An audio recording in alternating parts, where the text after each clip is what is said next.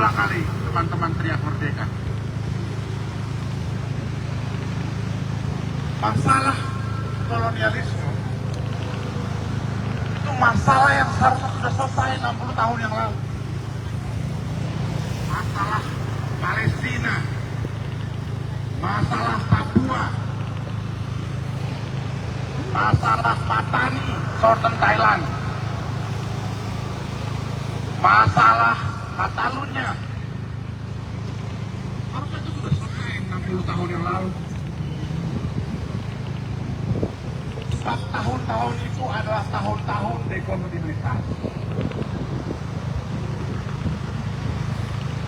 Nah, penjajahan pada hari ini, kolonialisme pada hari ini, punya wajah yang berbeda dibandingkan wajah yang terjadi di tahun 1800-an, 1900-an awal. Kolonialisme dalam dewasa ini punya wajah yang lebih monster, yaitu wajah imperialisme. Kenapa bisa bertahan Palestina, Papua sampai hari ini? Penindasan yang tidak berberi kemanusiaan itu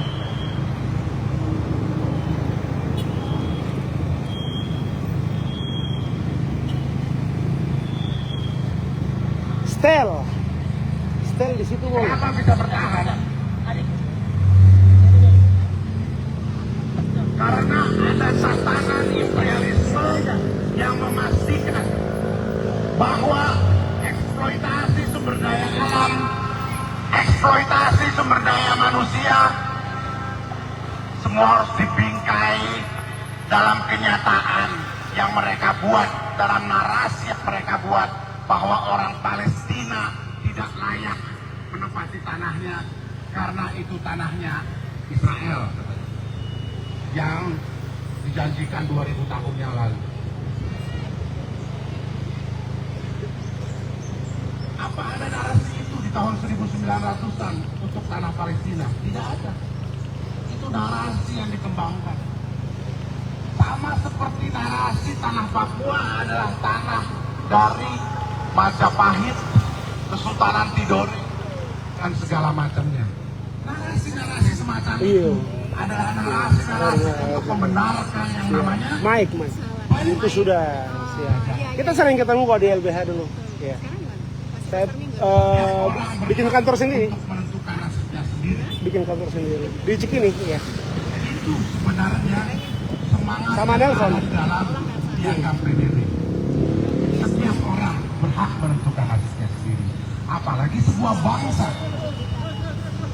menentukan tentang masa depannya, tentang cara hidupnya, Minggir ya, minggir. tentang kebudayaannya, tentang bahasanya, tentang Aman. mereka berproduksi, bereproduksi, Belakangnya. tentang bagaimana mereka menjadi manusia. Itu adalah pilihan hidup seseorang dan apalagi Bisa itu. sama bangsa. Nah, tapi teman-teman, Kiri full bisa. semua negara selalu berbicara bahwa menolak yang namanya penjajahan. Tidak ada satu negara yang menyatakan secara terbuka bahwa kami mendukung penjajahan. Tidak ada. Setiap negara termasuk bangsa saya sendiri menyatakan di dalam pembukaan undang-undang dasarnya bahwa kemerdekaan adalah hak segala bangsa. Dan oleh karena itu penjajahan di atas dunia haruslah hapus. Tapi manifesto politik yang begitu suci dianggap tak penting lagi karena ada emas, karena ada nikel, karena ada minyak, karena ada kayu besi, karena ada intan, karena ada berbagai macam sumber daya alam yang harus dikeruk, yang sebenarnya yang untung paling besar bukan Jakarta. Untung paling besar adalah London, Ini kurang berpengalaman. Mari.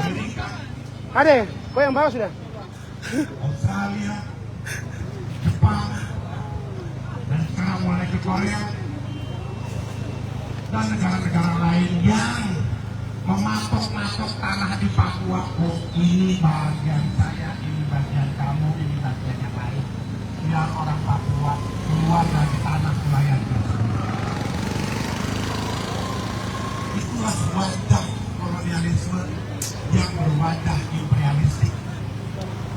Jadi masalah kolonialisme di Papua, mengapa begitu lama? Ada faktor yang besar, faktor daripada imperialisme itu sendiri.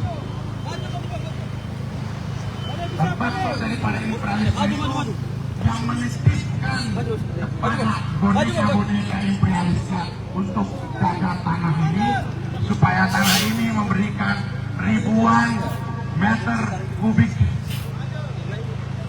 bagi sumber daya alam yang kami keruk. Kenapa dong Pak bingung begini? Satu lagi problem. Kenapa satu penjajahan begitu lama? Ada mitos yang diceritakan bahwa bangsa Indonesia itu dijajah 350 tahun. Saya sebenarnya kurang sepakat dengan mitos ini. Karena kemungkinan kira-kira seratusan tahun. Tapi seratusan tahun itu adalah waktu yang lama. Kenapa penjajah dari Belanda, ya, dari Inggris dan juga Prancis, kemudian Jepang, yang jumlah penduduknya dan jumlah wilayahnya tidak sebesar Pulau Jawa ini, bisa menguasai, mengeruk kekayaan alam begitu besar? Kenapa? Dan begitu lama sampai mengganti berbagai karakter daripada suku maupun bangsa yang dijajahi. Karena tidak ada penjajahan yang bertahan lama kalau tidak ada yang memberi karpet selamat datang dari orang-orang lokal ini.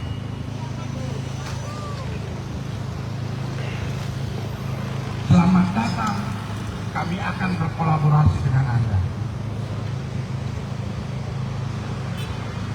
Sekarang penduduk di Jawa, katakanlah suku Jawa, itu kira-kira 80 juta. Suku Sunda kira-kira 40 juta. Bagaimana? Katakanlah 100 tahun yang lalu, kita sebutlah 40 juta Jawa ataupun 20 juta Sunda. Ada negara yang hampir tenggelam oleh laut bisa menduduki Nusantara yang begitu luas ini sampai ke tanah Papua, sampai ke Suriname dan wilayah di Afrika sana, beberapa wilayah di Afrika sana, mendapat keuntungan begitu besar. Mengapa itu bisa terjadi? Karena dia berhasil menciptakan apa yang disebut adu domba, walaupun di sana tidak ada domba, di Belanda tidak ada domba. Ciptakan yang namanya dividen perang. Kalau dulu kerajaan ini lawan kerajaan